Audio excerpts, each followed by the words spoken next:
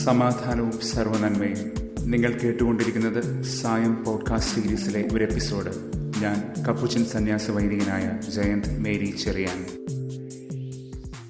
നമ്മൾ സത്യം അറിയുന്നത് കൊണ്ടാണ്, സത്യം അറിയാത്തത് കൊണ്ടല്ല ഇന്ന് യോഹന്നാൻ ശ്ലീഹ നമുക്ക് മുന്നറിയിപ്പ് നൽകുന്നത് വ്യാജ പ്രബോധനങ്ങളെക്കുറിച്ച്.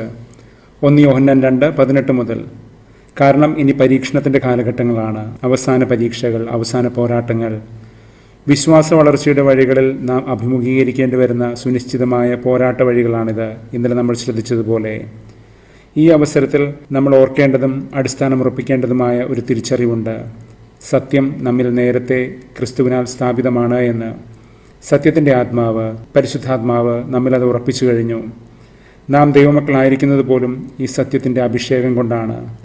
അതിനാൽ തന്നെ സത്യവും അസത്യവും എന്നതൊക്കെ അറിവിൻ്റെയും വിശ്വാസത്തിൻ്റെയും തലങ്ങളിൽ മാത്രം ഒതുങ്ങുന്നതല്ല, അവ ജീവിതബന്ധിയാണ്.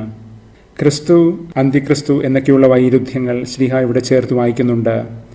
ക്രിസ്തുവിനോടുള്ള വിശ്വാസം, ക്രിസ്തുവിനെക്കുറിച്ചുള്ള തികവാർത്ത ജ്ഞാനം, ക്രിസ്തുവിന് അനുരൂപമായ ജീവിതശൈലി, ഇതാണ് നമ്മെ ദൈവത്തിൻ്റെ സ്വാതന്ത്ര്യത്തിലേക്ക് ഉയർത്തുന്ന സത്യത്തിൻ്റെ പാതയിലെ പ്രകാശനങ്ങൾ. നാം സത്യം അറിയുന്നു. ഓയിദ എന്നൊരു ഗ്രീക്ക് പദമാണിവിടെ. അത് അന്തർജ്ഞാനത്തെ സൂചിപ്പിക്കുന്നതാണ്, അനുഭവജ്ഞാനത്തെയല്ല. അതിൻ്റെ അർത്ഥം സത്യം മുൻപേ തന്നെ ദൈവം നമ്മിൽ സ്ഥാപിച്ചുറപ്പിച്ചിട്ടുണ്ട് എന്നാണ്. നമ്മൾ ഇനി അതിനനുസരിച്ച് ജീവിച്ചാൽ മാത്രം മതി. സത്യം പ്രകാശം, അസത്യം അന്ധകാരം ഇങ്ങനെയുള്ള വൈരുദ്ധ്യങ്ങളും ഇവിടെ ചേർത്ത് വായിക്കാം. ക്രിസ്തു എന്നാൽ അഭിഷിക്തൻ, അന്തിക്രിസ്തു എന്നാൽ അഭിഷേകത്തിനെതിരായി പ്രവർത്തിക്കുന്നവൻ. പരിശുദ്ധാത്മാവിൽ നമുക്ക് ലഭിച്ചിരിക്കുന്ന അഭിഷേകത്തിന് യോഗ്യമല്ലാത്ത ജീവിതശൈലി അന്തിക്രിസ്തുവിൻ്റെ അരൂപി തന്നെയാണ്. മറ്റൊരു ഭാഷയിൽ കഴിഞ്ഞ ദിവസം മിസ്റ്റർ സ്തെഫാനോസ് നമുക്ക് ഈ താക്കീത് നൽകിയിരുന്നല്ലോ, പരിശുദ്ധാത്മാവിനോട് മല്ലിടരുത് എന്ന്. ക്രിസ്തുവിൻ്റെ മനുഷ്യാവതാര രഹസ്യത്തെ നിഷേധിക്കുന്നൊരു ജീവിതശൈലിയാണിത്. അതായത് തൻ്റെ പുത്രനെ നമുക്ക് നൽകി നമ്മെ അത്രമാത്രം സ്നേഹിച്ച ദൈവത്തിൻ്റെ ആ സ്നേഹത്തെ തന്നെയാണ് നമ്മൾ നിഷേധിച്ച് കളയുന്നത്, ആ സ്നേഹത്തിൻ്റെ സത്യത്തെ. ഈ സ്നേഹത്തെക്കുറിച്ചാണ് യോഹന്നാൻ ശ്ലീഹ ഈ ദിവസങ്ങളിലൊക്കെയും വാചാലനാകുന്നതും അതിനെ പ്രതിയാണ് ആനന്ദഭരിതനാകുന്നതും ഈ ആനന്ദപൂർണിമ നമുക്കായി പകർന്നു നൽകുന്നതും. 1 യോഹന്നാൻ 1:4. സത്യം, സ്നേഹം, ആനന്ദം ഇവ പരസ്പര ബന്ധിതങ്ങളാണ്. സമകാലിക സഭയുടെ ദൈവവിചാരത്തിലും അജപാലന ബോധത്തിലും പ്രതിഫലിക്കുന്ന, ഏറെ പ്രത്യേകിച്ച് ഫ്രാൻസിസ് മാർപ്പാപ്പയുടെ ദർശനങ്ങളിൽ കണ്ടുവരുന്നൊരു ത്രയമാണിത്. ക്രിസ്തുവിൻ്റെ ദൈവികത്വത്തെ നിഷേധിച്ച, ക്രിസ്തു മനുഷ്യനും ദൈവവുമാണെന്ന് അക്ഷരാർത്ഥത്തിൽ നിഷേധിച്ച ഒരു വേദവിപരീതിയായിരുന്നു ആരിയൂസ്. അയാളെ സാത്താൻ്റെ ആദ്യജാതനെന്ന് പുരാതന സഭയിലെ പലരും വിളിച്ചിരുന്നത് ഈ അർത്ഥത്തിൽ ചേർത്ത് വായിക്കട്ടെ. സത്യം, സ്നേഹം, ആനന്ദം എന്നിവ ലംഘിക്കുന്ന സാത്താനിക പദ്ധതി രൂഢമൂലമാണ്.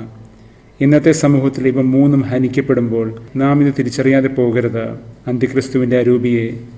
ഇന്ന് സങ്കീർത്തനം 96 ദൈവമഹത്വത്തെയും സൗന്ദര്യത്തെയും ശക്തിയെയും ആഘോഷിക്കുമ്പോൾ അത് ദൈവസാമീപ്യത്തിൻ്റെയും സാന്നിധ്യത്തിൻ്റെയും വലിയൊരു ഉത്സവമായി മാറുകയാണ്. ക്രിസ്തുവിൻ്റെ ആദ്യ വരവിൽ നിന്ന് വീണ്ടും വരവിലേക്കുള്ള പ്രത്യാശയുടെ കാത്തിരിപ്പ് അങ്ങനെ ഈ സങ്കീർത്തനം ആനന്ദഭരിതമാക്കുന്നുണ്ട്. കർത്താവ് വാഴുന്നു എന്ന ഉറപ്പിൽ. ഇന്ന് യോഹന്നാൻ 1:1 മുതൽ 18 വരെ ഏകജാതനായ ക്രിസ്തുവിൻ്റെ സ്നേഹവും കാരുണ്യവും മഹത്വവും വെളിപ്പെടുത്തുന്നുണ്ട്. കൃപയും സത്യവും. നേരത്തെ പറഞ്ഞതുപോലെ സ്നേഹവും സത്യവും തന്നെയാണിത്. ദൈവത്തിൻ്റെ സ്നേഹത്തിന് മാറ്റമില്ല എന്നൊരു കൂട്ടിവായന ഇവിടെ സാധ്യമാണ്.